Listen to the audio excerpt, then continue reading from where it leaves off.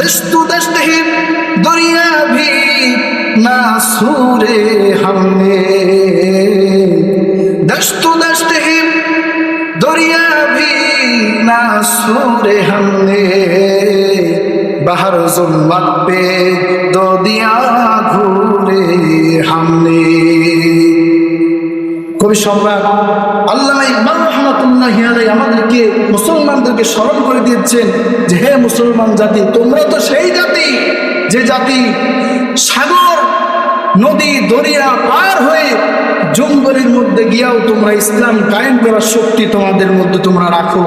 তোমরা এত মনোবল হয়ে পড়েছো কেন? তোমরা নিজেদেরকে এত ছোট মনে করে কেন? তোমরা তো হলে আল্লাহর সৈনিক, তোমাদের শক্তি তোমাদের সম্পর্ক মহান আল্লাহ সুবহানাহু সাথে। চিল্লায়ে বলেন সুবহানাল্লাহ। এজন্য আমার ভাইয়েরা, মুসলমানদের শক্তি আল্লাহর সাথে, মুসলমানদের শক্তি আল্লাহ নিজে দিয়েছেন, মুসলমানদের সঙ্গে আল্লাহ নিজে। এজন্য আমরা মুসলমানরা মনোবল হয়ে গেছি, আমাদের বল হারিয়ে ফেলেছি, আমাদের তো কিছুই নেই, তাহলে আমরা কিভাবে তাদের সাথে পাবো?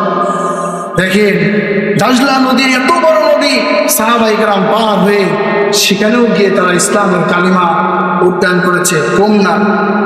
দাজলা নদীর ব্যাপারে আবার আল্লামা ইকবাল রাহমাতুল্লাহি আলাইহি তিনি শেরের মাধ্যমে বলতেছেন, হে মাওলে